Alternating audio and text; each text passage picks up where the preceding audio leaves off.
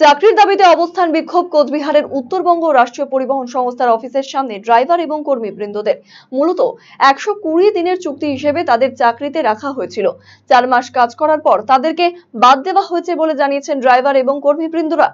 350 জনের মতো ড্রাইভার এবং কর্মীরা রয়েছেন, তাদের মধ্যে টাকার বিনিময়ে 9 জনকে চাকরি দেওয়া হয়েছে বলে দাবি তুলে আজ উত্তরবঙ্গ রাষ্ট্রীয় পরিবহন সংস্থার অফিসের সামনে অবস্থান বিক্ষোভের কর্মসূচি নিয়েছেন তারা। যতক্ষণ অবধি না চাকরি দেওয়া হচ্ছে তাদের এই বিক্ষোভ কর্মসূচি চালিয়ে যাবে বলে জানিয়েছেন তারা।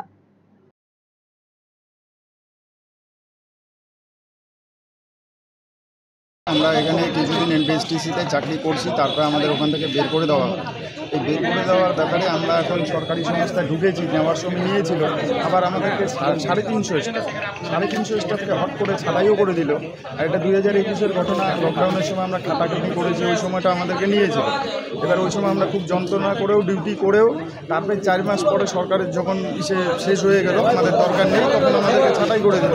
তো এটা আমরা মুখ্যমন্ত্রীর কাছে জানতে চাই যে এটা কীরকম ধরনের আমাদের দেশের হিসাব, যে আমরা 4 মাস 120 দিন ছাড়া এই 350টা পরিবারের গার্জিয়ানকে কাজ দেওয়া হয়েছিল, আবার কাজটা কেড়ে নেওয়া হলো।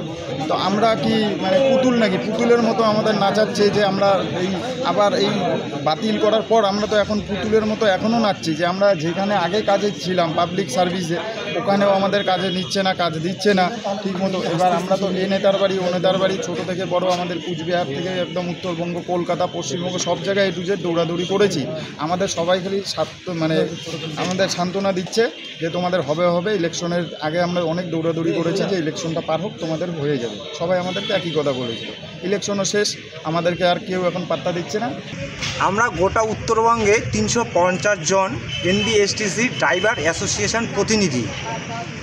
আমাদের 4 মাস অর্থাৎ 120 দিনের চাকরি রেখে এনবিএসটিসি কর্তৃপক্ষ আমাদের কিছু না জানিয়ে আমাদেরকে বরখাস্ত করে করোনাকালে।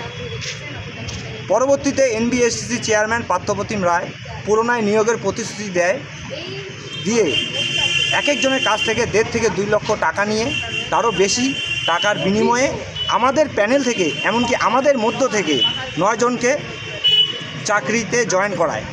তাদের নামের তালিকা আমাদের কাছে আছে, আপনারা যদি দেখতে চান আমরা তাদেরকে দিব, ঠিক আছে। এরপর দীর্ঘ 2 বছর আমাদের বিষয়টা ঝুলিয়ে রেখে এনবিএসটিসি চেয়ারম্যান পার্থপ্রতিম রায় আমাদের চাকরি না দিয়ে বেআইনিভাবে নিজের আত্মীয় স্বজনদের চাকরি দেয়।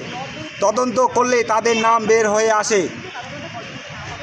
আমরা আমাদের মাননীয় মুখ্যমন্ত্রী মমতা বন্দ্যোপাধ্যায়ের কাছে আপনাদের মাধ্যমে আবেদন করছি যে আমাদের পুরোনো এনবিএসটিসিতে চাকরি ফেরত দিতে হবে এবং আমাদের পরিবারবর্গকে বাঁচিয়ে দিতে হবে। 2, যেহেতু আমরা 100 দিনের বেশি এমনকি 4 মাস এনবিএসটিসিতে চাকরি করেছি, সেই জন্য আইন অনুযায়ী আমাদের পুনরায় নিয়োগ ও গত 2 বছরের সময়ের বেতনের ব্যবস্থা করুন। 3, প্রতারক এনবিএসটিসি চেয়ারম্যান এনবিএসটিসিতে বেআইনি নিয়োগ, স্বজন পোষণ আর আমাদের কাছ থেকে নেওয়া টাকা বিষয় তদন্ত করে উপযুক্ত ব্যবস্থা নিন।